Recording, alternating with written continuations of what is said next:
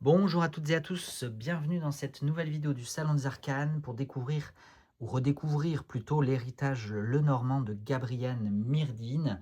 Ça fait un bail maintenant que je voulais vous faire cette vidéo qui vient un petit peu compléter.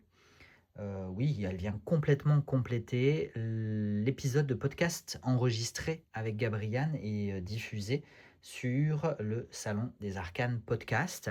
Voilà, donc je vais vous faire également une vidéo de présentation de l'autre coffret, le coffret Le Nouvel Eteia, pour aller découvrir ces petites pépites qui méritent le détour. Encore une fois, je ne vais pas forcément rentrer dans le détail. Si vous voulez en apprendre plus sur Gabriane, sur son travail extraordinaire de recherche historique sur l'ésotérisme, sur la cartomancie des anciens, du temps d'Eteia, donc il y a 2 ou 3 siècles. Et du coup, la façon dont il se réapproprie et réactualise un petit peu ses outils, notamment ce petit Lenormand qui va être les associations avec les cartes à jouer traditionnelles euh, vont être revues et corrigées selon le référentiel de Gabrielle Myrdine. Je crois que j'en ai déjà parlé, je ne sais pas si j'en ai parlé publiquement ou pas, mais c'est vrai que j'en ai parlé avec Yéna, que vous connaissez toutes et tous également, qui a créé le Twisted Lenormand. Je le cherche, il est normalement dans mon sac. Est-ce que je l'ai? Non, il est là, excusez-moi, je l'avais déjà sorti. Le Twisted Lenormand d'Iéna, j'ai déjà fait une vidéo de présentation dessus, où elle réactualise aussi, selon son référentiel, les associations entre les cartes du petit Lenormand et les cartes de cartomancie traditionnelle, de cartes à jouer traditionnelles. C'est ce que fait Gabrielle Myrdine ici également. Et Iéna n'avait pas voulu consulter le travail de Gabrielle avant de créer son jeu, le Twisted Lenormand. Et du coup, moi, j'ai eu la curiosité d'aller voir et de comparer les deux. Et il y a 50% OK et 50% pas OK. Voilà, donc c'est intéressant et ça permet d'enrichir les visions personnelles, ça permet d'enrichir son référentiel et puis ça permet aussi de créer son propre référentiel en fonction de ce qui nous parle le plus. Voilà, petite longue introduction mais pour un petit peu planter le décor. Et encore une fois, si le sujet vous intéresse et que vous n'avez pas encore été écouter l'épisode de podcast, je vous y renvoie. Je vous mets tous les liens en barre de description. Le coffret, c'est un coffret trajectoire, c'est du mass market, comme on dit, c'est de la grande distribution française. Trajectoire, ils font toujours de très très beaux coffrets, donc là, les coffrets sont peut-être un petit peu grands pour le coup quand on voit la taille de la carte. Le coffret est un petit peu grand, mais en même temps, le coffret, il contient cette ressource assez dingue. C'est ce qu'on va aller voir. Pour le coffret, donc vous avez compris, boîte en dur, en 2 parties avec encoche. On a un étui cartonné à l'intérieur pour pouvoir maintenir les cartes.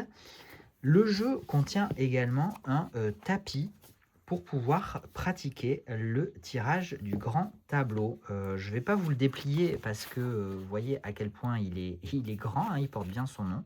Tirage du grand tableau. Donc c'est vrai que c'est un petit peu encombrant, mais très utile, très intéressant d'avoir cette ressource complémentaire fournie avec le coffret. Autre ressource incroyable, c'est ce livre qui fait, est-ce qu'on a le nombre de pages? 176 pages au total, avec énormément de propositions de tirage, mais aussi, du coup, une page entière bien fournie d'explications, d'interprétations pour chaque carte de cet héritage Lenormand. Et on a aussi une belle introduction qui plante encore un peu le décor. En termes de cartes, on va aller voir maintenant les cartes.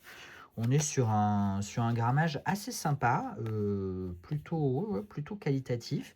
Une finition que je qualifierais de satinée. On n'est pas sur du brillant, mais on n'est pas sur du mat non plus. Les tranches sont neutres. En termes de dimension, je vais vous les donner, mais on est sur du traditionnel petit Lenormand, je pense, 6,5 par 10, voilà. Et un dos qui reproduit aussi un petit peu, je trouve, les anciens dos de cartes, que je trouve assez sympathiques, voilà. On va passer sur des petites cartes mémotechniques qui sont toujours utiles, toujours pertinentes à avoir. Et il semblerait que on n'ait pas remis le jeu dans l'ordre parce qu'on l'a déjà utilisé en fin d'année dernière. On a testé quelques tirages, Brian surtout, plus que moi d'ailleurs, et on l'a pas remis dans l'ordre. Donc c'est pas grave, vous connaissez un petit peu le système, je pense, petit Lenormand. Si ce n'est pas le cas, n'hésitez pas à aller vous renseigner. En tout cas, vous avez sur chaque carte l'illustration et le numéro. Donc on reconnaît assez facilement. Pour le coup, c'est très traditionnel comme représentation. On est ici sur la carte du jardin. Et on a cette association avec une carte de cartomancie traditionnelle et qui diffère, alors peut-être pas toutes, mais à mon avis, la grande majeure partie, j'ai pas forcément comparé avec un petit Lenormand classique les choix et les différences, mais tout ça c'est inscrit et c'est expliqué et commenté et justifié, argumenté dans le livret.